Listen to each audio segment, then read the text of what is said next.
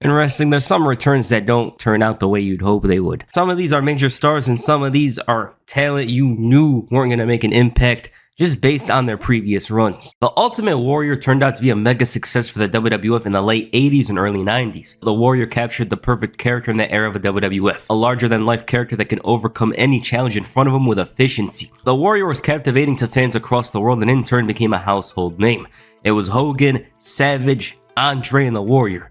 He was the next major star. WWF ended up learning that it was very difficult to work with him, seeing as he made plenty of demands and didn't hold his end of the bargain. The Warrior left the WWF. He returned once again a year later, but it ended up being nothing, so the fans had to wait another 4 years for an actual return. The Warrior returned in a time where WWF moved past the colorful characters in favor of more grounded characters that could wrestle well. It's not to say the golden era didn't have workhorses, but compared to the new generation, it was much different. Now, obviously, he stood out. He's one of the bigger stars of that era and whatnot. While the Ultimate Warrior was still very popular, he didn't have that strong pull that he imagined he would have. He no-showed live events and they had enough and released him. The light WWF roster did take a hit, but it's insane that they would let him go like that because it goes to show you how much of a problem the Ultimate Warrior was. But he had a love and hate relationship with Vince. Obviously, it comes down to money.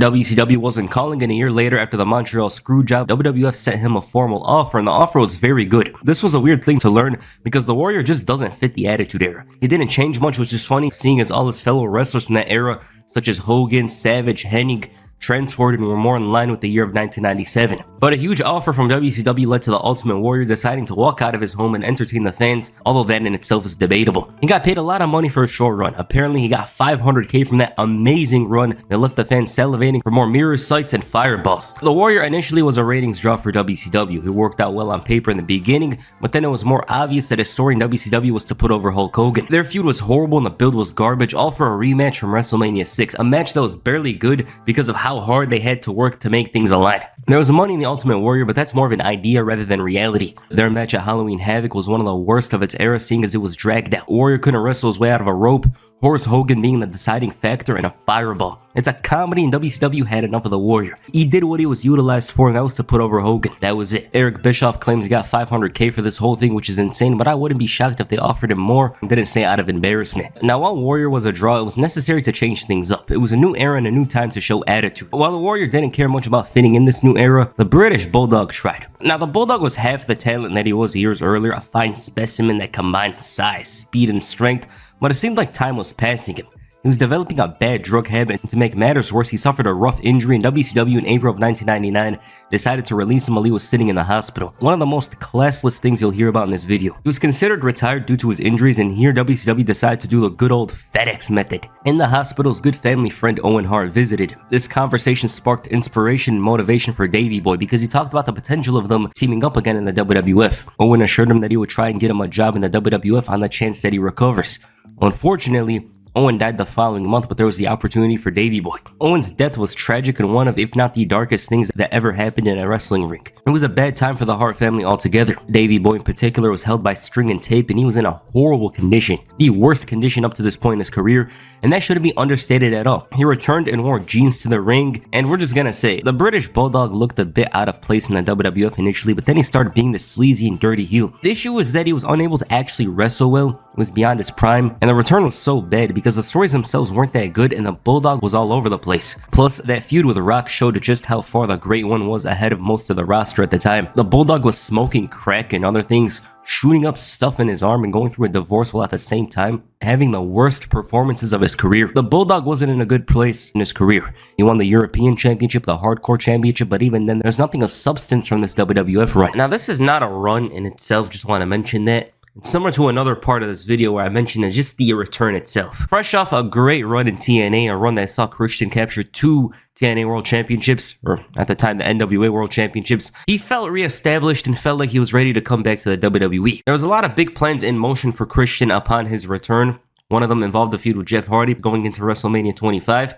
However, after plans got leaked, and remember, WWE doesn't care sometimes if plans got leaked, but in this case, they did. They decided to scrap plans, and instead of having Christian come in as a dastardly heel that was out to make Jeff Hardy's life a living hell, he returned as a face. That's fine and all, but he returned on ECW. At the moment he returned on ECW, Todd Grisham sold it like it was absolutely nothing. It's Christian!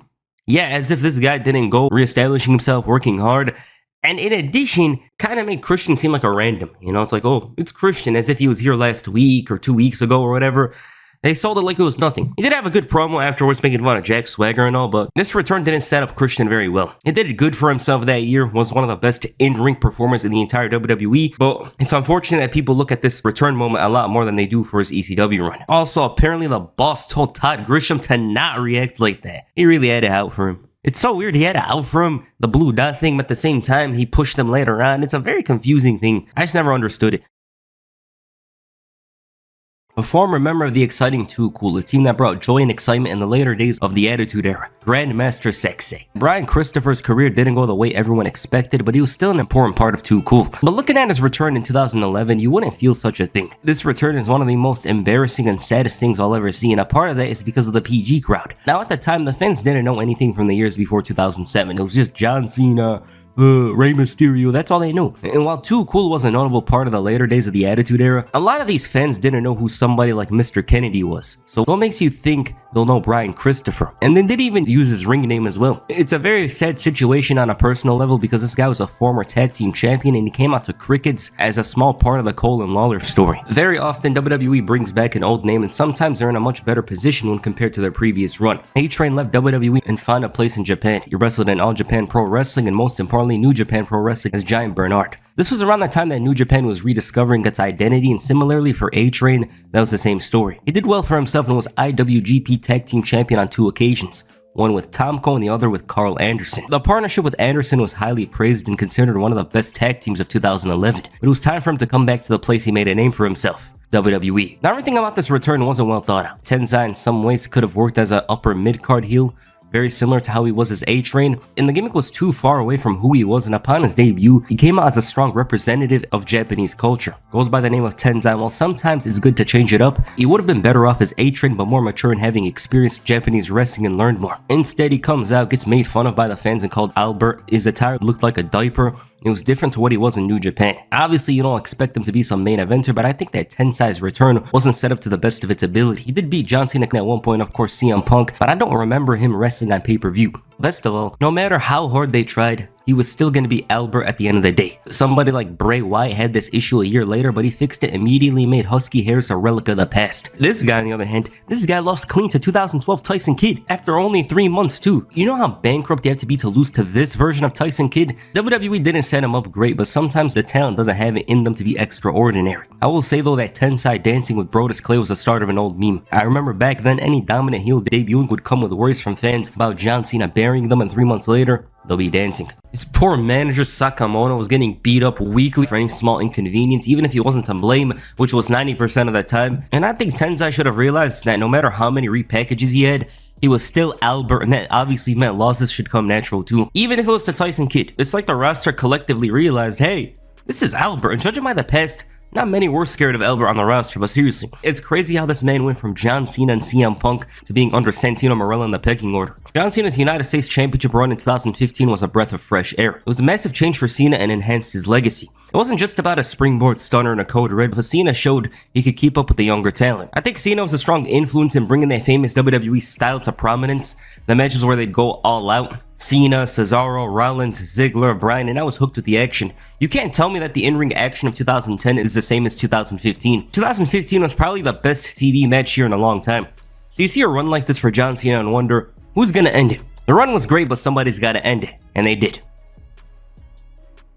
Hell in a Cell in Los Angeles was home to the conclusion of John Cena's United States Championship era, and it was very unfortunate to end there, but it had to. You had Dolph Ziggler, Neville, Kevin Owens, The New Day. They decided on Alberto Del Rio. He made a surprise return after having a strong run in Lucha Underground, and the weirdest part is that he was with Zeb Coulter. He's with the executive head of ICE here. They're a duo now apparently, and that was enough to give him the win. Cena lost the match in under 10 minutes, which is incredibly deflating seeing as we saw this man show great resiliency and resolve in his matches. It never rose up a certain point, but at the same...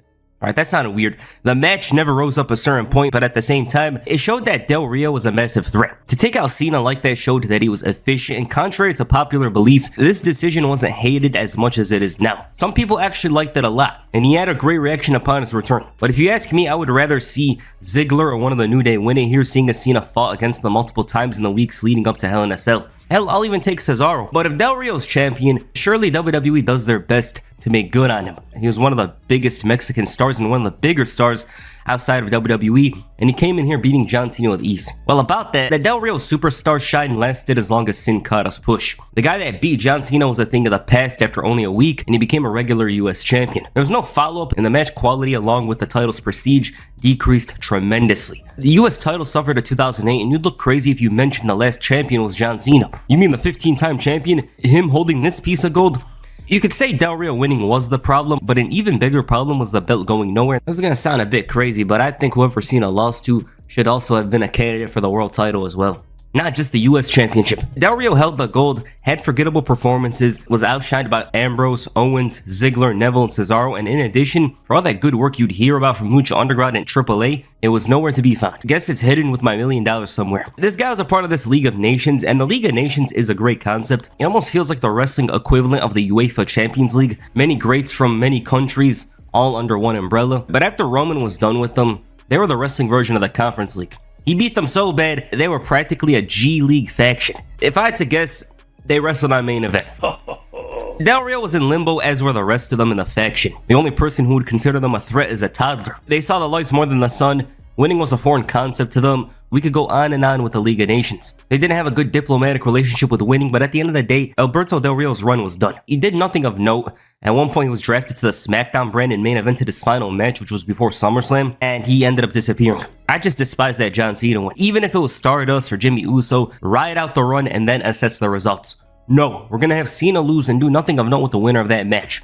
It was such an odd run. He didn't give it his all, but WWE didn't continue the push as well. They didn't even try with him. This was around the time he got in a relationship with Paige. It was a messy one and very bad for Paige herself, which is unfortunate. And the reason why I mention this is because they were both suspended for violating the wellness policy right before Del Rio decided to leave WWE, and so you'd hear a lot about them towards the end of 2016 and 2017. The 2016 brand split forced WWE to try out very different things. In some ways, it felt like a blast to the past because we'd see weekly vignettes for debuting or returning wrestlers. There was constant promotion for the returning wrestlers, such as Shelton Benjamin. One vignette that stood out at the time was for Emma. Emma was a decent talent throughout the last 2 years, but she never had that defining character that would elevate her. And she was a solid wrestler as well. Emmalina. This was a superficial woman and a throwback to the divas of old. For months, Emma was promoted, or Emmalina. We didn't know more about her that we did the previous week, and it was becoming a meme because after 3 months it was the same story. Emmalina coming soon. Change that to Half-Life 3, the Dolph Ziggler main event push, and you'd get the same result. Love Island Emma was probably never supposed to be much because the moment she debuted, she reverted to Emma. 17 weeks, and she doesn't know if there was even a plan, but assumed they scrapped it because she didn't fit the character. It might have been a blessing that she didn't have this character. She had a great reaction upon her return 2 months later. Her release in October 2017 was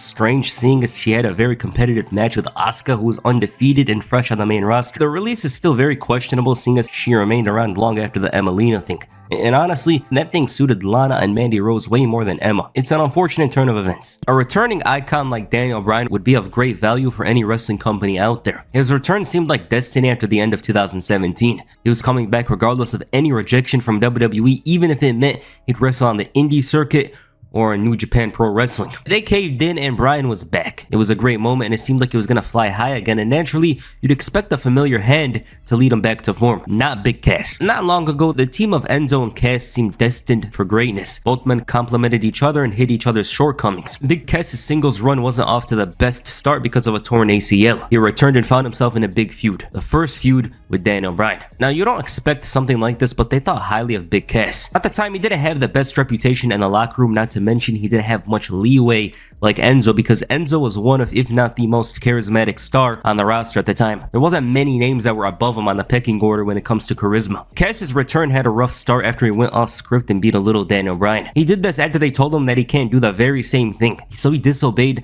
direct orders. He didn't play the smart game where he does something then asks for forgiveness later. No, he literally did the thing they told him not to do. It was already bad for him, and it almost felt like he wasn't taking this opportunity serious. He was facing an icon, Daniel Bryan, WrestleMania main eventer, multi-time champion. Bryan beat him and they sent Cass out of there. He was released a few days later and his return was bad. It shouldn't have been with Bryan, and in addition, the WWE roster was stacked like crazy at the time. There was no need for Big Cass in the upper card. He didn't have that intimidation element that somebody like Braun Strowman or some of the taller guys had. They didn't even wish him well in his release. That tells you all you need to know. Now, I'm not going to talk about this one in detail, but I just want to highlight the return. John Morrison's WWE return. His run wasn't terrible, but was something nobody really expected. But WWE didn't didn't set it up well for his return. He returned on a YouTube show called The Bump, and on TV, he showed up randomly with Kathy Kelly reacting as if Morrison was around for the entire time away from WWE. I just despise how he was set up here because they didn't even give him time to bring his identity before teaming up with The Miz. Other than that, his return in terms of action wasn't bad at all, but I and a bunch of others hoped it would go a different way. Alright, this doesn't even deserve an intro. I don't know how they tried with her twice. Eva Marie. The winner of a Hidden Diva search in 2013 was brought up because of her modeling past in a new show called Total Divas. While the wrestling was about as good as a frog, Marie's reputation outside of the ring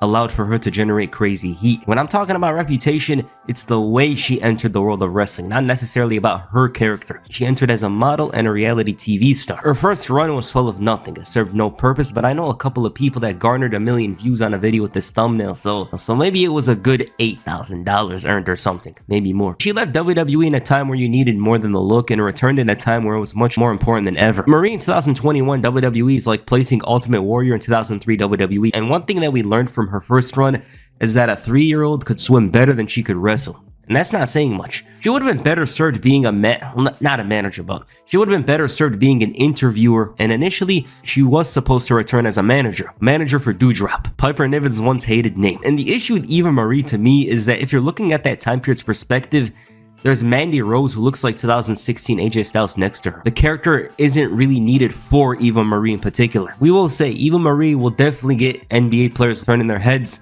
and potentially ruining their careers. Her days are numbered in the WWE, and she ended up getting released in November, and her run was a whole lot of nothing. This was at a time where WWE didn't know what they were doing next week unless it involved Roman Reigns, and Eva Marie was never gonna stand out much here. You know, she couldn't talk well, she didn't have that much charisma, there was just much better people on the roster, so this run was a massive disappointment. I just have a feeling she'll be back. I don't know why, but I personally believe a third run will come in the near future. It's crazy how much of a megastar Ronda Rousey was in the mid-2010s. She was the first real woman superstar for the UFC, and that came with a lot of media attention. Rousey went through the competition, and while she did run out of steam eventually, her time still stands out as a memorable part in the history of UFC. Rousey was a fan of pro wrestling and always made it clear that there was a chance she'd enter the squared circle. WWE gave the woman their first WrestleMania main event based on the hype of Ronda Rousey's WWE run. Her run was solid but had some cracks in the foundation, and if you read her book, you'd know just how tough it was on her, but at the same time, you kind of come out of it thinking she doesn't understand pro wrestling. Ronda disappeared for a bit before returning in 2022 for her second WWE run, and the moment she came back, we all knew that it wouldn't be the same. There didn't seem to be that level of commitment from her, and in addition, her promos were so bad, she just never got going. In WWE, wanted you to believe she was a major name, but it didn't feel like it at all. That's crazy to see because there was one point in time